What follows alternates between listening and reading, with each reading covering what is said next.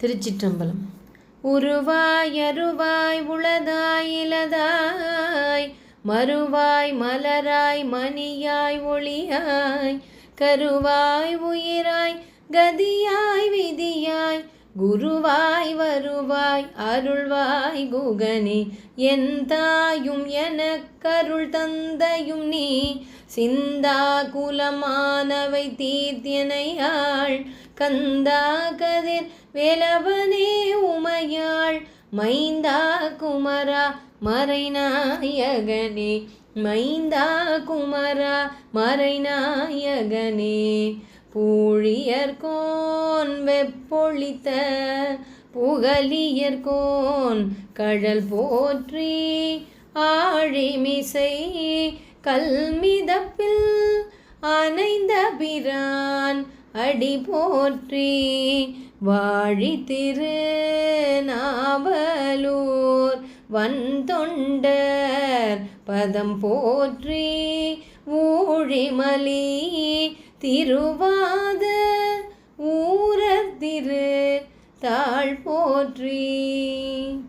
திருச்சிற்றம்பலம்.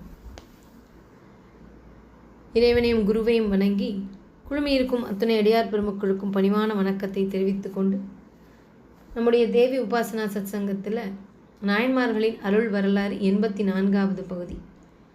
இன்றைக்கு நாம் நரசிங்க முனையரையர் நாயனார் மற்றும் அதிபத்த நாயனார் இந்த இரு நாயன்மார்களுடைய அருள் வரலாற்றினை சிந்திக்க இருக்கிறோம். இறைவனுடைய திருவருளால் சுந்தரமூர்த்தி நாயனார் அவருடைய வாய்மொழியாக எவ்வளவு அழகாக நாயன்மார்கள் வரிசைப்படுத்தப்பட்டிருக்கின்றார்கள். நரசிங்க முனையரையர் திருமுனைப்பாடி நாட்டை ஆட்சி செய்து கொண்டு வந்திருந்த ஒரு குறுநில மன்னர். முனையத்தரையர் என்ற மரபு சார்ந்தவர். நம்முடைய அதிபத்த நாயனார் பரதவர்கள் குடியை சார்ந்தவர், அதாவது மீன் பிடிக்கும் தொழில் செய்பவர், நாகப்பட்டினம் நகரத்தை சேர்ந்தவர். இந்த அருமையான இருவேறு மார்க்கங்கள் அதற்றின் வாயிலாக நம்முடைய அடியார் பெருமக்கள் எவ்வாறு இறைவனுடைய பக்தியில் அவனுடைய திருத்தொண்டில் எவ்வாறெல்லாம் நிலை கொண்டு அவர்களுடைய இந்த உலகியல் வாழ்வினை செம்மையுற வாழ்ந்து மறுமையை அடைந்தார்கள் என்பதைத்தான் நாம் இன்றைக்கு சிந்திக்க இருக்கிறோம். முதலாவதாக நரசிங்க முனையரையர். இவர் ஆற்றிய சிவத்தொண்டு, இவருக்கு கிட்டிய உயர் சிவபதவி, இவையெல்லாம் ஒரு புறம் இருக்க, இவர் பல பிறவிகளாக ஆற்றி வந்த அந்த ஒரு புண்ணிய பலனின் விளைவாக இவர் பெருதற்கரிய சிவபாக்கியம் பெற்றவர். ஆம், திருநாவலூர் இவருடைய ஊர் என்றும் சொல்லப்படுகின்றது. காரணம், இந்த திருநாவலூர் என்றவுடன் நம் நினைவுக்கு வருவது சுந்தரமூர்த்தி நாயனார். சுந்தரமூர்த்தி நாயனாரை தன்னுடைய அபிமான புத்திரராக எடுத்து வளர்த்து வந்தவர் நம்முடைய நரசிங்க முனையரையர். திருநீற்று செல்வத்தையே தமக்குரிய செல்வமாக கருதியவர். சிவனடியார்களுடைய திருவடிகளை அடைதலையே அரும்பெரும் பெயராக கொண்டவர். பொதுவாக ஒரு மன்னராகப்பட்டவர் தன் ஆட்சிக்கு உட்பட்ட நிலப்பரப்பு, அதனை பாதுகாப்பது, அந்த நிலப்பரப்பில் வாழும் மக்கள் ஏனைய எல்லா உயிர்களையும் ஒரு தலைவனாக திறம் பொருந்தி கருணை கூர்ந்து அன்பு கொண்டு காப்பாற்றுவது, இதுதான் ஒரு மன்னனுடைய தலையாய கடமை. அப்படி இவர் தன்னுடைய ஆட்சிக்குட்பட்ட சிவபெருமான் வீட்டிற்கும் அந்த ஆலயங்களையும் போற்றி பாதுகாத்திருக்கிறார். அந்த திரு ஆலயங்களில் உள்ள செல்வங்களையெல்லாம் பெருக்கி அதை பாதுகாப்பாக அதை நிர்வகித்து வந்திருக்கிறார். அதன் வாயிலாக கோயில் இல்லாத ஊரில் குடியிருக்க வேண்டாம் என்று நம் பெரியவர்கள் சொன்னது போல் அந்த திருக்கோயில்கள், அந்த கோயிலில் வீற்றிருக்கும் இறைவன் அவர்கள் மீது கொண்ட அந்த ஒரு பேர் அன்பு பக்தி, அவற்றின் வாயிலாக இப்படி சிறப்பான ஆட்சி நடத்தி கொண்டு வந்திருக்கிறார்.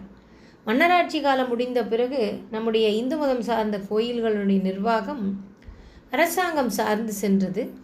அந்த கோயில் நிர்வாகத்தை கண்காணிக்கும் அந்த துறைக்கு அறநிலையத்துறை என்றுதான் பெயர். அதாவது அறத்தை நிலைநிறுத்தும் துறை, அறம் நிலை நிறுத்தப்பட்ட பெற்ற துறை என்பதுதான். ஏனென்றால் இறைவன் விட்டிருக்கும் ஆலயங்கள் சார்ந்த அந்த நிர்வாகம் என்பது தூய்மையாக இருக்க வேண்டும். சிவன் சொத்து குலநாசம் என்று சொல்வார்கள். அப்படி அதை மன்னராட்சி காலத்திலேயே நமக்கு செய்து காண்பித்திருக்கிறார், முன்னோடியாக இருந்திருக்கிறார் நம்முடைய நரசிங்க முனையரையர். ஆக அப்படிப்பட்ட அவர் சிறந்த சிவபக்தர். இந்த திரு அடியார்களுக்கெல்லாம், சிவ அடியார்களுக்கு தொண்டு செய்வதை கனவிலும் மறவாமல் கடமை பூண்டு செய்து வருவாராம். இவர் ஆற்றி வந்த ஒரு பெரும் தொண்டு, திருவாதிரை நட்சத்திரம் வருகிற நாளிலெல்லாம் சிவபெருமானுக்கு விசேட பூஜைகள் உண்டல்லவா, அதையெல்லாம் செய்து தம்மை காண வரும் திருநீரணிந்த தொண்டர்கள் எல்லோருக்கும் ஒவ்வொருவருக்கும் 100 பொற்காசுகளுக்கு குறையாமல் வழங்கி திரு அமுதும் செய்வித்து வழிபட்டு வந்தார் நம்முடைய நரசிங்க முனையரையர். இப்படி வழக்கம்போல் செய்து வந்து கொண்டிருக்கும் பொழுது ஒரு நாள் ஒரு திருவாதிரை நட்சத்திரத்தன்று தூர்த்தரான ஒரு சிவனடியார் வந்தாராம். அவருடைய உடலானது, அவர் ஒழுக்கத்தில் பிறண்டவர், ஒழுக்க நெறி தவறியவர், அதிகப்படியான மோகமும் காமம் கொண்டவர் என்பதை சில குறிகளெல்லாம் காண்பித்தனவாம். இப்படி அவரை பற்றிய இந்த அடையாளங்களும் இவையெல்லாம் தான் மற்றைய மக்களுக்கு தென்பட்டது. ஆனால் தன்னுடைய சிவத்தொண்டில் நிலை பெற்றிருந்த நரசிங்க முனையரையருக்கு அவருடைய திருநீர் அணிந்த அந்த நெற்றி மட்டுமே அவர் கண்களுக்கு புலப்பட்டது, மன்னருடைய கண்களுக்கு. அந்த அளவில் மன்னரை பார்த்து அவருக்கு அருகில் செல்ல அந்த தூர்த்தரானவர் தயங்கி நிற்கிறார். ஆனால் மன்னர் அவரை அழைத்து மகிழ்வுடன் 100க்கு இரட்டிப்பாக 200 பொன் கொடுத்து அவரை மகிழ்வுடன் அனுப்பி வைக்கிறார். அதற்கு மன்னர் ஆற்றும் விளக்கமாவது யாதெனில், திருநீர் அணிந்த அடியார்களை, அவர்களை அவமதித்த ஒரு பாவத்தை செய்து கொடிய நரகத்தில் வீழ்ந்துவிடக்கூடாது என்று சொல்லி இத்தகைய செயலை ஆற்றுவதற்குண்டான அந்த விளக்கத்தை சொல்லுகின்றார் மன்னர். அப்படி நரசிங்க முனையரைய நாயனார் திருத்தொண்டின் அரிய நெறியினில் எந்நாளும் செயலாற்றி கொண்டு அதே சிந்தனையுடையவராய் இருந்து சிவபெருமான் திருவடி நிழலை அடைந்து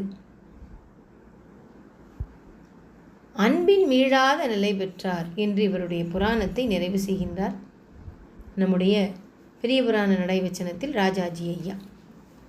ராஜாஜி ஐயா இந்த திருவாதிரை நட்சத்திரத்தினுடைய சிறப்பை சொல்லும் பொழுது, பகவத்கீதையில் கிருஷ்ண பரமாத்மா மாதங்களில் மார்கழியாகவும் நட்சத்திரங்களில் திருவாதிரையாகவும் இருக்கிறேன் என்று இந்த மார்கழி மாத திருவாதிரை நாளின் சிறப்பினை இதுவும் நமக்கு எடுத்துரைக்கின்றது என்பதையும் குறிப்பிட்டு சொல்லியிருக்கின்றார். ஆருத்ரா தரிசனம், நாம் இறைவனுடைய சிவபெருமானுடைய திருவடி நீழல் கிடைப்பதற்கு நாம் அந்த நாளில் அவனை சிவாலயங்களில் சென்று வழிபடுவது தொன்று தொட்டு நடந்து வந்து கொண்டிருக்கின்றது. அத்தகைய அந்த சிறப்பு பொருந்திய அந்த நட்சத்திரம், அங்கே அந்த நாளில் நம்முடைய நரசிங்க முனையரையர் ஆற்றிய அந்த பெரிய சிவத்தொண்டு, எவ்வாறு அவர் மற்றைய விடயங்களினால் விகாரப்படாது சிவத்தொண்டிலேயே நிலைத்திருந்தார் என்பதையெல்லாம் அவருடைய வரலாறு நமக்கு உரைக்கின்றது. இதனை நம்பியாண்டார் நம்பிகள் புகழும்படி எம்பரமேதவர்க்கு நல் பொன்னிடுவோன் இகழும்படியோர்தவன் மடவார் புனை கோலம் எங்கும் நிகழும்படி கண்டவனுக்கு இரட்டிப்பொன் இட்டவனின் திகழு முடிதர சிங்கமுனையர சந்திரமே. திருமுனைப்பாடி நாட்டில் நரசிங்க முனையரையர் ஆட்சி புரிந்தார். சுந்தரரை வளர்த்த பெருமை அவருக்கு உண்டு. திருவாதிரை தோறும் இறைவனுக்கு வழிபாடு செய்வதற்கு பொன்னும் அமுதும் அளித்து காத்தவர். ஒரு நாள் காமக்குறி மலர அடியவர் வேடமிட்டு ஒருவர் வருகின்றார். ஆக அவர் வேடமிட்டு வந்தாலும் நம்முடைய நரசிங்க முனையரையர் அவர் உண்மையான மெய்ஞானத்தை வேண்டும் ஒரு உண்மையான ஒரு பக்தர், சிறந்த ஒரு தவசீலராக திகழ்ந்திருக்கின்றார் சிவ வழிபாட்டு. ஆக அவருடைய எண்ணங்களும் அவருடைய நோக்கமும் மெய்யானதாகவே இருந்தபடியால் அவருக்கு அனைத்துமே மெய்யாகத்தான் பட்டிருக்கிறது. மெய்யான சின்னம் அந்த பொய் வேடமிட்ட அந்த தூர்த்தரிடம் எதுவோ அதை மட்டுமே இவருடைய கண்களுக்கு இறைவன் காட்டியிருக்கின்றான். இவருடைய சிந்தை அதிலேயே நிலைத்திருந்திருக்கிறது. அதனால் நிகழும்படி கண்டவனுக்கு இரட்டி பொன் இட்டவன், நீரு பூசி இருந்த தன்மையால் அப்போலியையும் வணங்கி இரட்டிப்பு பொன் கொடுத்து அனுப்பினார். இங்கனமே இம்மன்னர் அரசாண்டு இறைவன் திருவடி அடைந்தார் என்று இவருடைய அருள் வரலாற்றினை நிறைவு செய்கின்றார் நம்பியாண்டார் நம்பிகள். திருச்சிற்றம்பலம். நாயன்மார்களுள் அதிபத்த நாயனார் உடைய அருள் வரலாறு.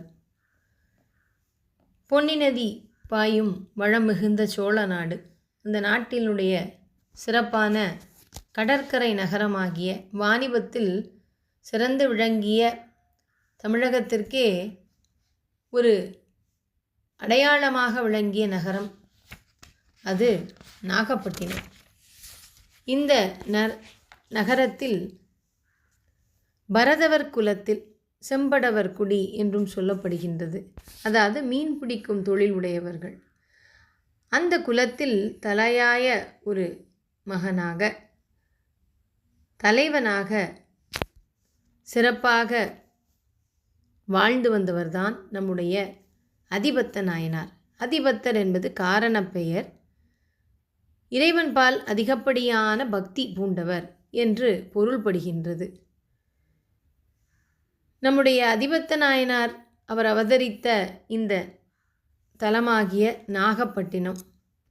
இந்த நாகப்பட்டினத்தில் உள்ள மக்கள் எல்லோரும் 18 மொழிகள் வழங்கும் 18 நிலங்களில் உள்ள அந்த பொருட்களையெல்லாம் கைவரப்பெற்று அதை சார்ந்து வாழும் வாழ்க்கையை பெற்றவர்கள். அதாவது அப்படி ஒரு சிறப்பான வாணிபத்தில் சிறந்த வளங்கள் மிகுந்த நகரமாக அது இருந்திருக்கிறது.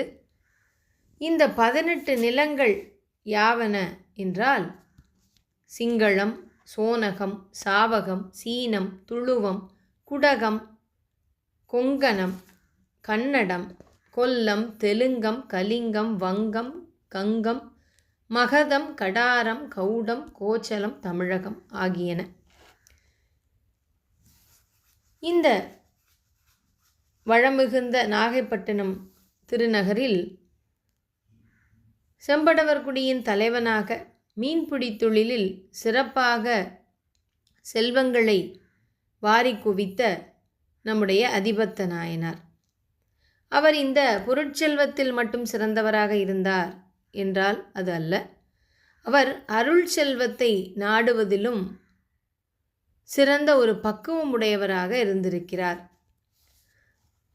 அவர் தினம்தோறும் அவருடைய மற்றைய மீன்பிடிக்கும் தொழில் புரியும் தன்னுடைய உற்றார் உறவினர்கள் அவர்களோடு சேர்ந்து கடலுக்கு சென்று வலைகளில் மீன் பிடிப்பார்கள். அப்படி ஒவ்வொரு நாளும் பல வகையான மீன்களை பிடித்து வியாபாரம் செய்து வந்திருந்தார்கள். பல மீன்கள், பல நூற்றுக்கணக்கான மீன்கள் அந்த வலையில் கிடைத்தாலும் சரி, அல்லது ஒரே ஒரு மீன் கிடைத்தாலும் சரி,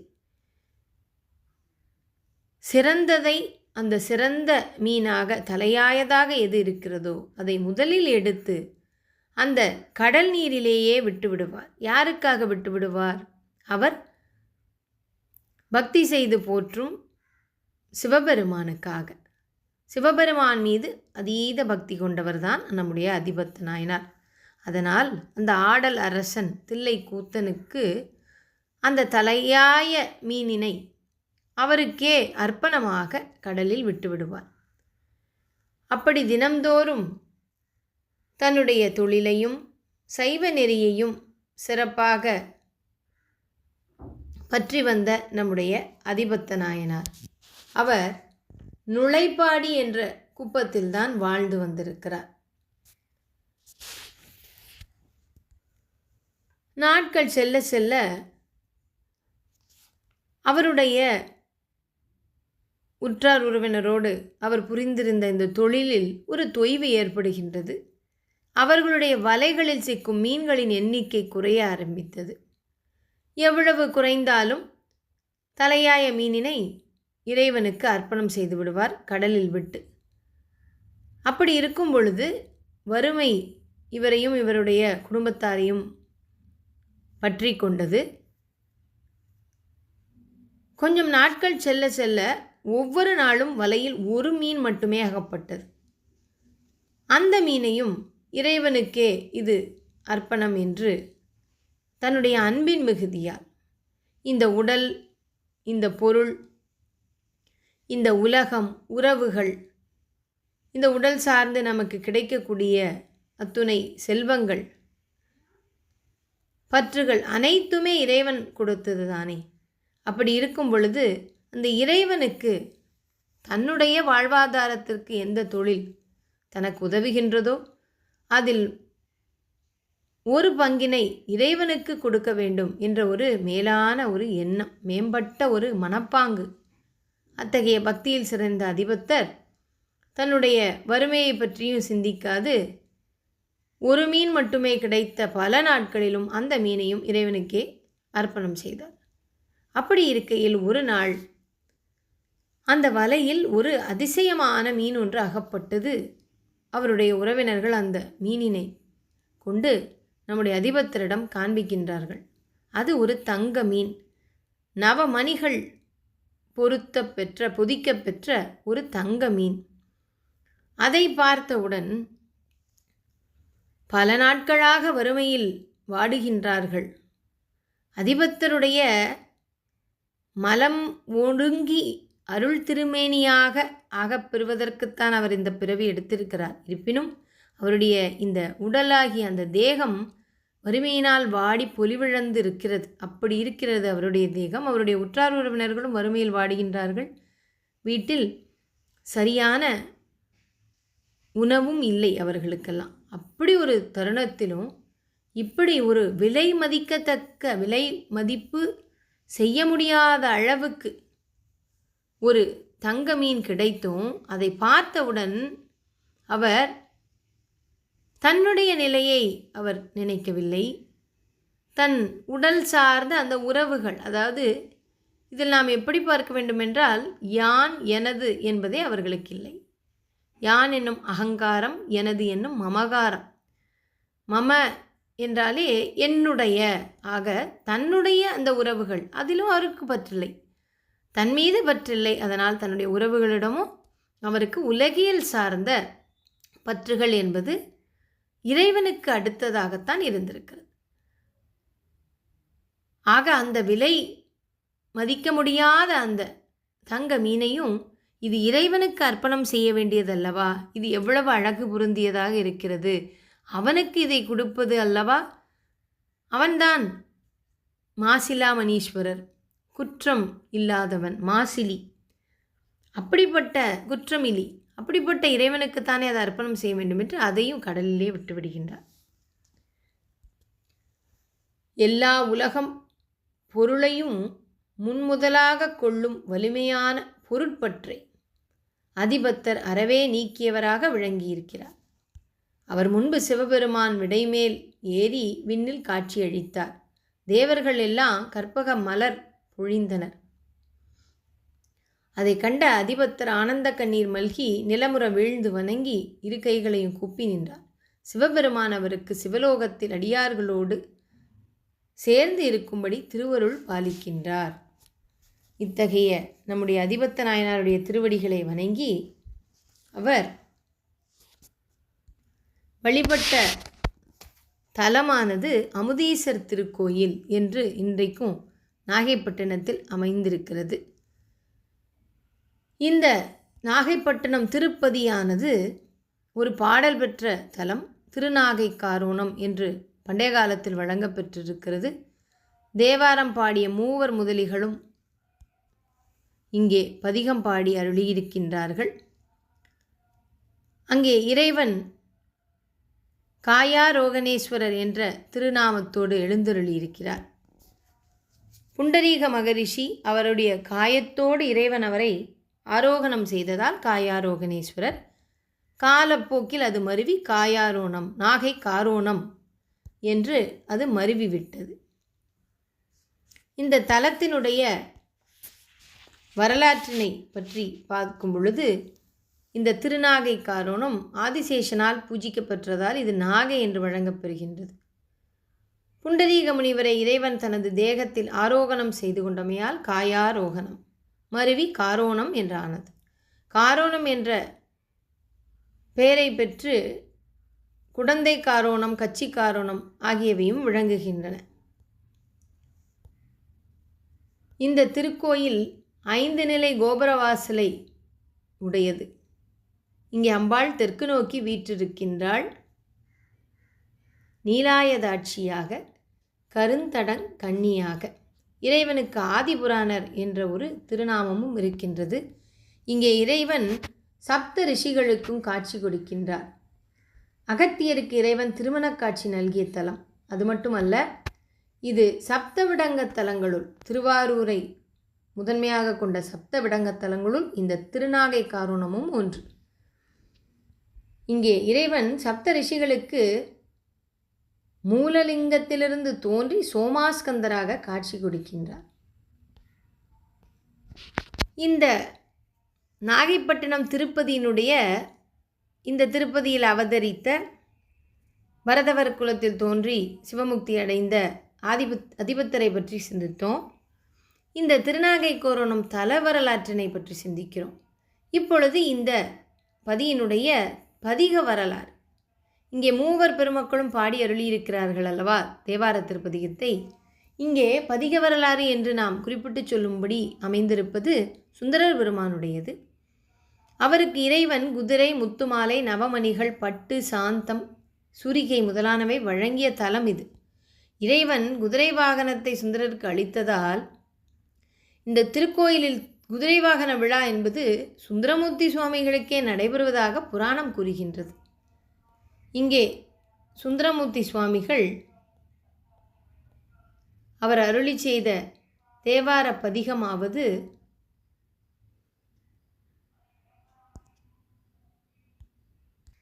பத்தூர் புக்கிரந்துண்டு என்று கொல்லி கௌவானம் பண்ணில் அமையப்பெற்ற தேவாரம். இந்த பதிகத்தில் உள்ள ஒவ்வொரு பாடல்களிலும் சுந்தரர் பெருமான் இந்த தல வரலாற்றில் குறிப்பிட்டது போல அவருக்கு பொன்னும் மணியும் நவமணி ஆபரணங்கள், குதிரை, வாள் என்று ஒவ்வொன்றையும் ஒவ்வொரு பாடலில் இறைவனிடம் விண்ணப்பம் செய்கின்றார் சுந்தரர் பெருமான். அப்படி தனக்கு வேண்டியனவற்றை எல்லாம் தனக்கு எல்லாமாக இருக்கும் இறைவன் அவனிடமே விண்ணப்பம் செய்யும் சுந்தரர் பெருமானுடைய அந்த யோக நிலை, இறைவனுக்கு தோழராக அணுக்க தொண்டராக இருந்த ஒரு தன்மை, அதையெல்லாம் நமக்கு விளக்கும்படியாக அமைந்திருக்குது இந்த பதிகமானது. இப்படிப்பட்ட சிறப்பான இந்த அதிபத்த நாயனாருடைய அருள் வரலாறு எந்த ஒரு நிலையிலும் தன்னிலை மாறாது. அதாவது தன்னுடைய ஆன்மா இறைவனுக்கே அடிமை பூண்டது. இறைவனிடமிருந்து தான் நாம் வந்திருக்கிறோம். அவனிடம் என்றென்றைக்கும் பக்தி பூண்டு அந்த ஒரு நற்கதி கிடைக்கப்பெறுவதற்கான தகுதி படைத்த ஒரு பக்தி வைராக்கியம் பொருந்திய வாழ்வினை நம்முடைய நாயன்மார்கள் வாழ்ந்திருக்கிறார்கள். அத்தகைய ஒரு தன்மையில் இருந்த இன்னொரு நாயன்மாராக நம்முடைய அதிபத்த நாயனாரை நாம் இன்று சிந்தித்தோம், பக்தி செய்தோம். அவருடைய இந்த பக்தியினை போற்றும் விதமாக அவருடைய திருவுருவச் சிலை திருநாகை காரோணம் திருக்கோயிலில் அமையப்பெற்றிருக்கிறது. அங்கே இவருடைய ஆயில்யம் குரு நட்சத்திரத்தில் அங்கே ஆவணி மாதத்தில் திருவிழா நடைபெறுகின்றது. அந்த ஒரு நிகழ்வின் போது அதிபத்த நாயனார் இறைவனுக்கு தங்க மீனை அர்ப்பணித்த அந்த ஒரு அருமையான சரித்திர நிகழ்வினை இறைவனும் அதிபத்த நாயனாரும் உற்சவர் திருமேனிகளாக கடற்கரையில் எழுந்தருளி பக்தர்களுக்கு அதை காட்சிப்படுத்துகின்றார்கள். சிறப்பான அதிபத்த நாயனாருடைய அருள் வரலாற்றை சிந்தித்து இன்றைய நாயன்மார்கள் அருள் வரலாற்றினை நிறைவு செய்கின்றோம். நன்றி, வணக்கம். திருச்சிற்றம்பலம்.